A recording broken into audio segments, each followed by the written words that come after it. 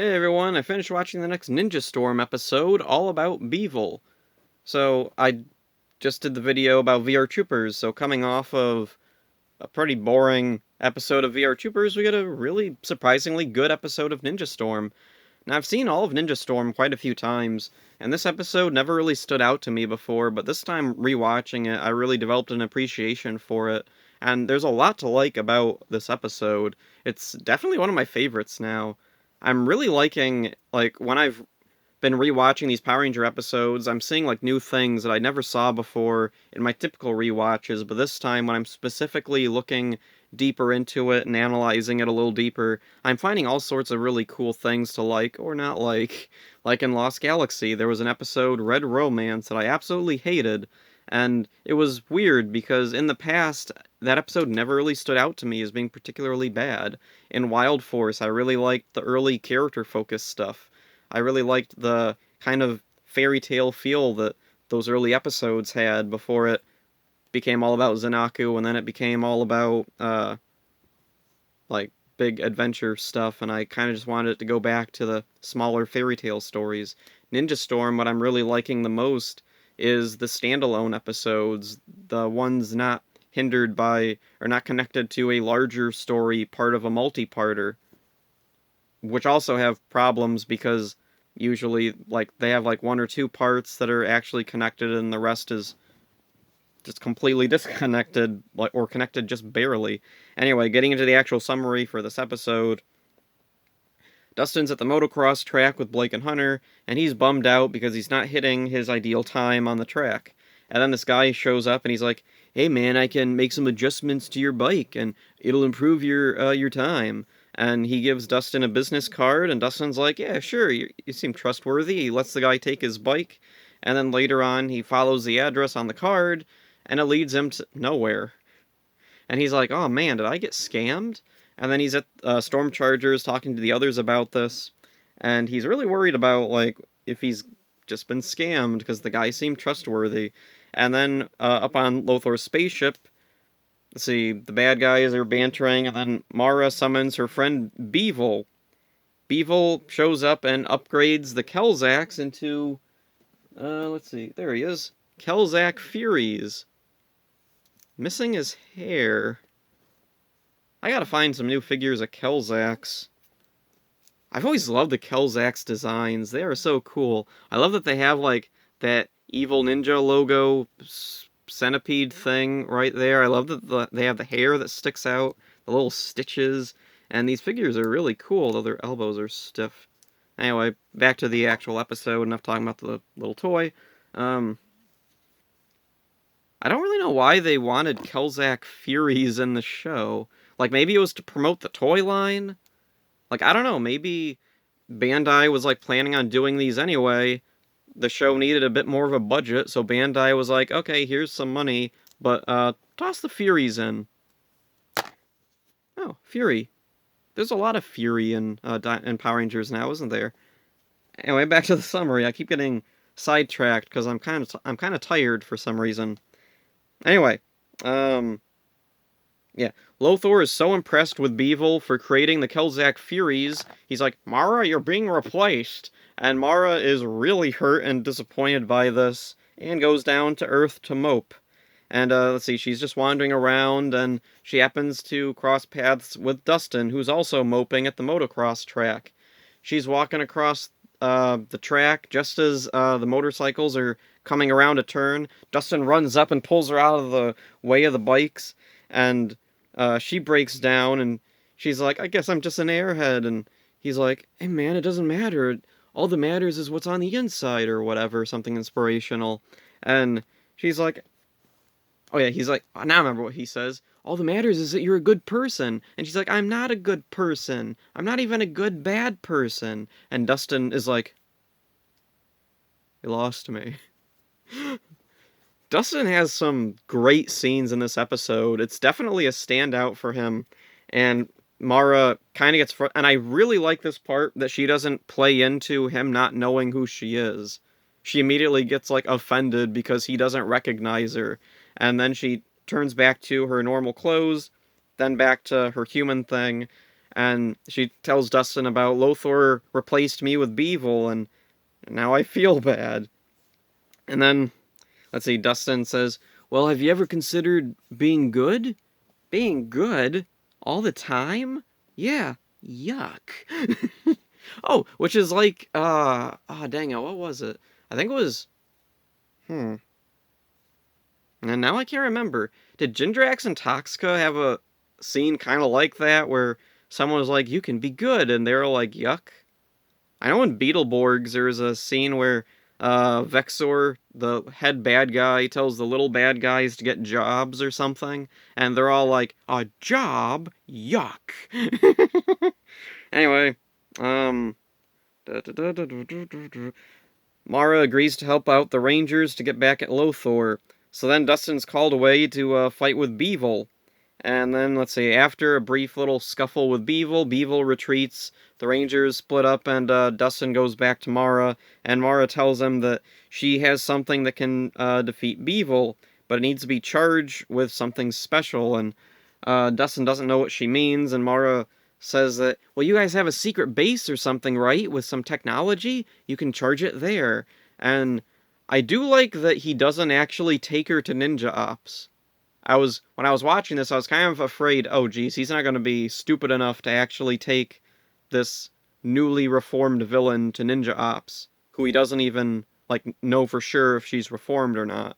Oh, also, the second time they talk, there is, like, some definite, like, emotions building between the two, and it feels really natural, and I really like this. I would have liked if they explored this relationship further, but as far as I remember, it doesn't really come back ever, unfortunately. So anyway, the next morning, Cam catches Dustin putting Mara's device in this charger. And then finally, Dustin explains to all the Rangers what's going on, and they're not sure if Mara can be trusted, but Dustin believes that she can be trusted. So then they leave to battle Beevil. Dustin stays behind to charge the device. It finishes charging, and then he sees on, Ninja Ops' monitor that Mara has arrived, and she's helping the Rangers fight Beevil. So he's like, cool, she's definitely good. So then he runs to the thing, and he's like, Mara, here's your thing. And he tosses her the thing, she takes it, she puts it on Beevil's head. But it doesn't kill Beevil, it makes her stronger. It gives her a power boost, and the Rangers are shocked. And Tori says it best. Let's see, how does she say it? He was the only one who saw any good in you, and this is how you pay him back? And Mara, I really love, what's her name? Katrina Devine, I think, is, Devine, something. Her actress's name. Or is that the one who plays Capri? Now I don't remember. Whatever. Mara's actress is really great with subtlety here. She keeps this kind of snide smirk on her face the whole time, but you can see that it's not normal. She has this, like, plastered smile on her face, all while she's betraying the Rangers and insisting that it was all a trick, I was always evil, and this was just, to pull one over on you, or whatever. And you can see there's, like, it doesn't look natural on her, the way she smiles. It feels like this is being forced because she didn't want to do this. So anyway, the Rangers are overwhelmed with Kelzak Furies. Cam calls Cybercam to activate a new mode for their weapons, Gold Mode. Using Gold Mode on their weapons, they defeat the Kelzak Furies. And then, let's see, only Beevil's left. Dustin defeats her, Mara makes her grow, Mara goes back up to the spaceship, and then Dustin pilots the Megazord solo, because he can do that, I guess. Whatever. Beevil's taken out, and then Lothor accepts Mara back, and he's proud of her for deceiving the Rangers, and I love how he's talking her up, saying, it was a brilliant strategy to trick the Rangers. Did you see the look on the Yellow Ranger's face? And I can just see Lothor as Bart in that one Simpsons episode. You can pinpoint the exact instant his art breaks in half. Right there. And all the while he's talking up Mara. Mara's facing away with tears welling in her eyes, and you can see that she has, like, gotten back some comfort being reaccepted into Lothor's family, I guess. She's also happy to be back with, like, the closest thing to a home she knows, but she's also disappointed because what Tori said was true. Dustin saw good in her. Nobody really here really genuinely appreciates her. They only like her for as long as she's useful. Even Capri doesn't seem to like her or respect her that much very often. So, anyway, on Earth, down at Stormchargers, we're reminded of the plot point at the beginning. Dustin gave his bike to some guy to customize it, and he never got it back. Was he scammed? Turns out, no. The guy brings the bike in. He's like, "Aw, dude, the printer's messed up my address on the card. I hope you didn't think I scammed you." And so, happy ending for Dustin, kind of. He did lose Mara as a potential love interest, or no, I guess there's still some potential there. So, yeah, there's the episode, and I really like this one a lot more than I remember. It's so weird. I remember watching this one when I was... Actually, I remember seeing this on TV, and I remember liking it, but when I was a kid, seeing Ninja Storm for the first time on TV, I usually liked pretty much every episode, but it didn't really make a big impression on me. No episode did of Ninja Storm when I was that young. Um, when I was younger, let's see, have been 11 or 12, I think, when Ninja Storm was on. I remember watching it and thinking, yep, Power Rangers. Still going strong. That's cool. But I wasn't really super into it at that point. And then the next year, Dino Thunder just kind of killed my interest, and SPD just killed it more. Anyway, back to this episode. Let's see. Mara and Dustin are both dealing with emotional struggles. Both of them feel betrayed by people they trusted. Mara feels betrayed by her own family. Dustin was betrayed by this guy that he thought was cool, that took a genuine interest in motocross and bikes, and even though they only knew each other for a short time, he thought he could trust this guy, but it turns out that he may have been scammed, which it turns out he wasn't, but moving on. They're both hurt by each other at the end. Dustin can't believe that she'd actually do what she did, or crap. Sorry, there was a glitch in my phone. Sometimes my notes get, like, just all messed up. I don't know what happened here. It was really, really messed up. I don't know what was going on. So anyway, where was I?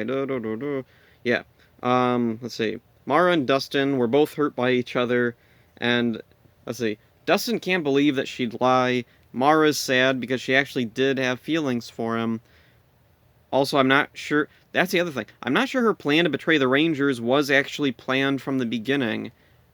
Rewatching this and thinking deeper into it, I'm thinking that initially she was just feeling dejected and was talking to Dustin just to talk to him. Her being at the motocross track was just a coincidence. But then, after the second time they're talking and she gives him the thing that eventually powers up Beevil, it was then where, like, she made the decision that, you know what, I can use the Rangers to get back at Lothor. I can take out Beevil, and also I can maybe be accepted back into Lothor's crew. A little added depth for the character. I don't know if that was fully intentional, but that's kind of how it comes across to me now. It's a really strong... This episode is a strong focus for Dustin and Mara, and I love that the villains of Ninja Storm get so much focus. Something in future seasons we'll see a lot less of.